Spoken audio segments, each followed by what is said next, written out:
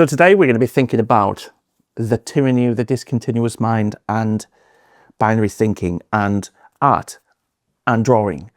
And we're going to be doing some drawing. We're going to be looking at a couple of subjects, taking a very simple approach, seeing how simple we can make it in a sort of line and wash style, and then do something a little bit more complex and have a look at those things and see what they say to us, see how we feel about them, and have a chat about some other random stuff as we go.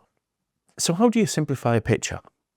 Well, I mean, you could break it down to its basic shapes. I mean, I'll put the reference picture up here and you can see we have a silhouette, which is basically the edges of the buildings. So I can show you that silhouette. The other way to think about it is we just have basic shapes. So we have a kind of circle at the top, on top of some rectangles, and some rectangles at this side and a rectangle at that side. So what I'm going to do is I'm going to go really, really strip back, and I'm not going to think about perspective. I'm not going to think about anything really. I am just going to clear my mind and try and put this down in a completely simple, abstract way.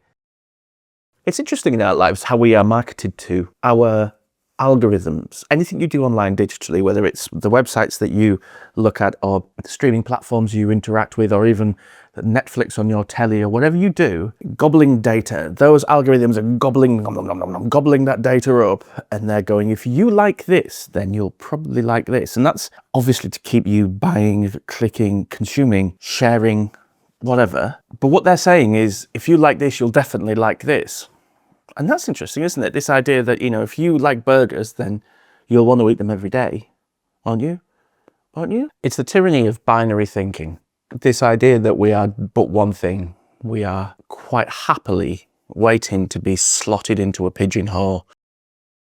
So I'm going to apply some paint to this scene, and I'm going to use some Rembrandt paints. Now, I've not really used these much in tutorials, but they are what I would call a sort of budget mid-range option. We're going to be painting this up in a really super simple way. So let's not mess about. Slightly paler blue of some description. So I'm going to just do a really simple sky. I'm going to do that style that you see some urban sketchers do, where they let it all sort of mix together and run about. Which I do like. I think it's got a lovely sort of energy and feel to it. Right, and then we can take some purple here and add that in there. So just in case you're curious what my Patreon channel actually looks like, there is lots of videos, full versions of all the videos that you see on my YouTube channel. There's a lot of stuff that's been archived there that's not available on YouTube anymore. And here I've got, you know, full series, fundamental, beginner art stuff, advanced, more advanced watercolour, more advanced line work. There's equipment reviews and chats and stuff on there. There's also here a chat section of the Patreon where you can share your artwork. There's discussions about art supplies. You can change the playback speed if you want to speed it up or slow it down. And obviously this is completely ad-free, which is one of the nicest things about it compared to YouTube, certainly nowadays. So for the cost of a couple of coffees a month, you get to see all the videos, all full length with no adverts. You can develop your style, have a play, try some new materials, try some new things, and just have fun. So check out the link in the description or in my profile. This idea that actually my art could be more accessible, or my lessons could be more accessible. So do I need to simplify things? Do I need to make them less complex? And it got me thinking about lots of elements of our lives. So say, for example, books. You know, sometimes simple is good. Sometimes you want to read something that has an accessibility level that's fun and it's easy to do. But then there's another stage where you might want a bit more of an involved story. And then you might have something like that. You might have something like this, which is an absolute hideous carbuncle of a book to read. So I've been told, because I've never read it. But it's also like food. Like, say, for example, sometimes, you know, you might want a really sophisticated, nuanced meal, something French with sauces. It's really clever with a nice garnish on the side and whatever. But other times you might just want a burger or a steak Yeah, and it's also the same with music, isn't it? I mean, you know, I do like a bit of classical, you know, a big orchestra, but I also like punk.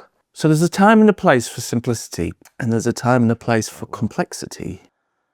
And there we go. And I'm not going to dry that off and then add in anything or do anything more complicated than that. That is literally as complicated as an urban sketch that I'm going to do. So in contrast to that super simple version I've just done, I'm going to do a more complicated one. But this isn't vastly more complicated. I would say this is going to be 10 minutes of drawing and maybe 5-10 minutes of painting. So you're looking at maybe a quarter of an hour here.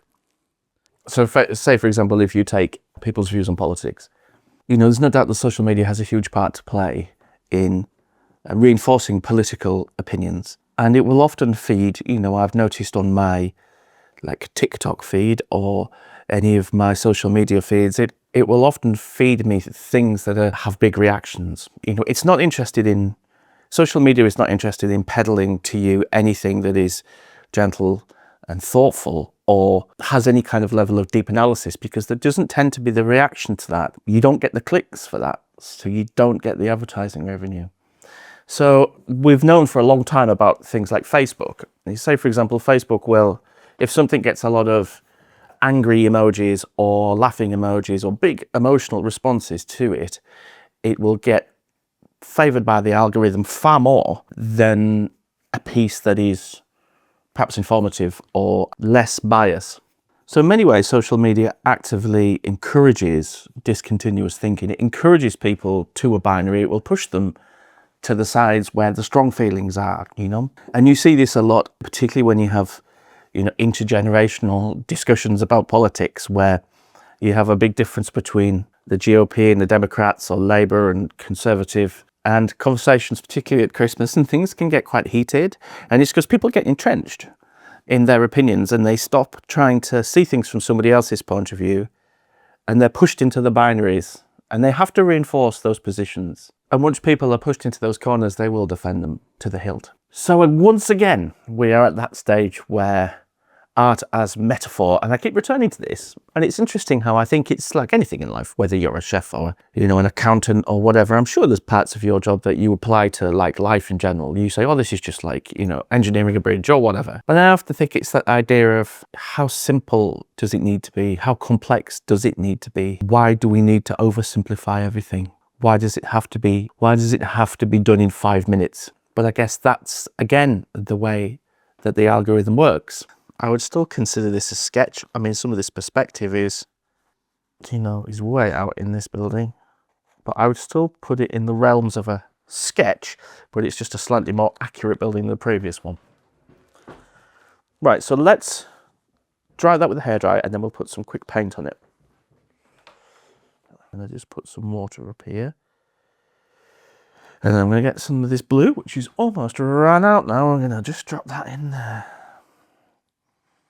Yeah, some of my favourite videos that have been done have been about more abstract ideas than just art, or how art intersects with other parts of our lives. And I like that. It's fun for me. I think it's important to be aware of the spectrum, you know, it's important. Experience a little bit of the simplicity, you know, experience the complexity. Do something simple and joyful and playful.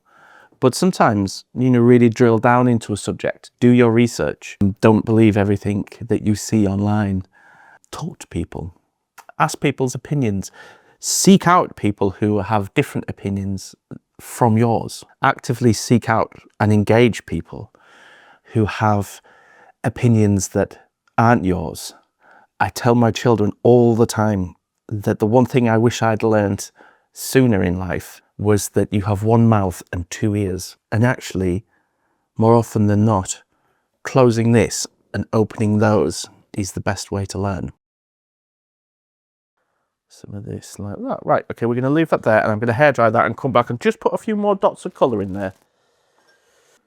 I'm using ivory black here, which is a really, oh no, that's not, it's a burnt umber. I'm going to just create a little bit of window detail. There should be a lot more blue in this, just so you know. Why do we just take it for granted that we are either going to be Democrat or Republican? Why is it team blue? Why is it team blue or team red? It makes absolutely no sense. If you think about something as complicated as how we live our lives, whether it's how incredibly complicated our financial systems are and our welfare systems, and how incredibly complicated our moral systems are, and we have to choose between blue and red. Imagine if we did that with our clothing. If we just said from now on it's either black or white clothing, blue or red clothing. You know, you'd think that was silly, and yet we align ourselves politically with two parties, maybe three, maybe four at best in Europe, you know. It just seems crazy. Right, so I'm going to dry that off and I'm going to just use a really quick bit of gel pen and then that's finished. Right, so with the gel pen you can either put in some window details, just make it up, you know. There you go. Anyway, yeah, I'm going to leave it at that. I quite like the feel of it. So, more complex, simpler. So let's do one more of a different subject and then we can come back and look at both of these. So what should we do next? So for this one, it's again an unsplash image and we've got this wonderful lighthouse on this island. And this is going to be an interesting one to do again, a super quick version. And then we're going to be doing another 10-minute version. And let's just go for it. I'm going to hold the pen at the back. I'm stood up here. I spent many years listening to a programme called the Today programme on Radio 4, which is a BBC show in the UK, and it's a political show. So you choose a subject that has some sense of big drama in it, and then you get two people on to talk about it, two guests, because the BBC has to be seen to be balanced. So what guests do you choose? Well, you inevitably choose people who are polarised, because you're not going to get one guest who really doesn't give a monkeys, who goes like, well, I don't really care, or says, you know, well, you can look at it both ways. That's not good telly. So what you do is you get somebody who is pro-wind farm, pro-wind turbines, you know, somebody who works for Friends of the Earth, you know, somebody who is incredibly invested emotionally, intellectually in this very, very pro-green agenda. And then you get somebody who is very anti, you know, somebody who thinks that climate change is a complete myth. And they're completely entrenched in this opinion. And then what you do is you put them in a ring, a boxing ring, verbally, and you say, fight, fight, we want to see blood. And these guys clash. And occasionally the interviewer will come in and prod one of them if they're a bit tired and get them stood up again and get them fighting. And it's interesting how this seems to be the discourse that is done a lot politically, you know? The idea that opinions are not to be savoured and tasted and smelt. Sounds very weird. But opinions are things to be kept or disregarded. Is an opinion and somebody's feeling is not something that can be held and just thought about. It's either completely taken on board or it's wholly rejected. I think in some ways I need a cup of tea. What's going on there? And then we'll leave it at that. So what I'm going to do is let that dry by itself and it'll do all sorts of weird and wonderful things. This paper is so rubbish. It's almost impossible to get it off in one piece.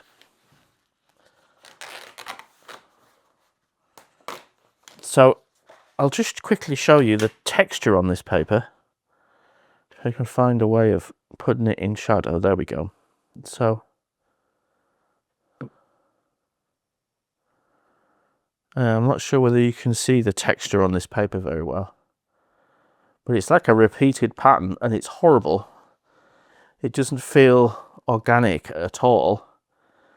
I think it's actually a pattern that's printed on. It's really horrid.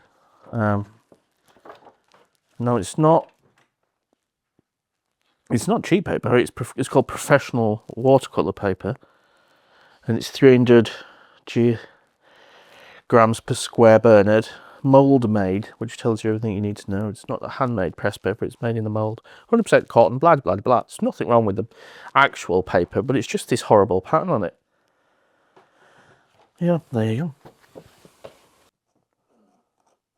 So again, I'm going to use a sort of continuous line method, but I'm just going to look a bit more carefully at that silhouette and try and sketch in a little bit more of the texture. I think there's a slightly... I've even noticed I've got my glasses on because I'm talking right clever today. This is so stupid. There's an awful lot of people who feel disenfranchised from politics and from modern society because it's changing so fast. And I think I feel that as I get older, you know, I feel like this isn't necessarily the same world as when I was younger. And I get that. And it's very easy to be disenfranchised. And that's where I think it's quite easy when people are in that position to be co-opted into political movements in a way, because they feel there's nobody who speaks for them. And then when you have people who come along who don't sound like politicians, people who just drill down without any sense of subtlety to people's darkest fears, you know, and just go straight to the heart of their most private worries, whether it's about immigration or whether it's about financial uncertainty or just the cold, hard fear that climate change might be a real thing. If somebody comes along and says, well, that doesn't matter, or this doesn't matter, or I'm going to fix this, then maybe it's easy when you have that out group established to gather them all together and take them with you. There we go. That's really interesting. And it's wonky because I was sat down when I did it. That's brilliant. So do we need to simplify? Do we need binary thinking? Do we need easy? Maybe it doesn't have to be black and white. Maybe it doesn't have to be simple or complicated. Maybe in life there is issues that aren't as simple. Maybe things are actually always more complex. Things that's hilarious about this video is it started as a little bit of a thought about simplification, and it's ended up being quite a complicated video, which sums me up. That does. So here we have this 10-minute version of a lighthouse and a minute version of a lighthouse. And then we have our 10-minute urban sketch of Manchester. We have our 1-minute urban sketch of Manchester. Now, which is best? The answer is none, neither, all of them.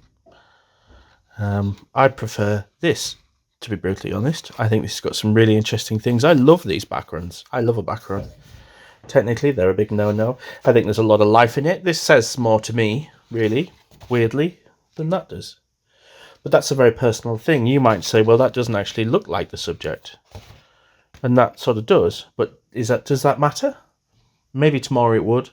Depends how I'm feeling. Maybe today it doesn't. Maybe actually I prefer that because I can fill in the gaps. So what about this lighthouse here? Well, do I prefer that to that? I think weirdly that's a more accurate drawing actually in terms of the proportions. I think the lighthouse is far too big here. But I love the scratchy line work in that actually. I like the lines are too heavy. I think the line work is a bit light in this thing. I like my chunky lines. That's overpainted. I think that's lost some of its lovely transparency. But I'm not a big fan of these paints anyway. I'd get used to them. I think I would. But yeah. So what do you think? If I put these 4 pictures up on the screen now, you know, which is best? Why are they best? And why do we have to choose? There is no conclusion.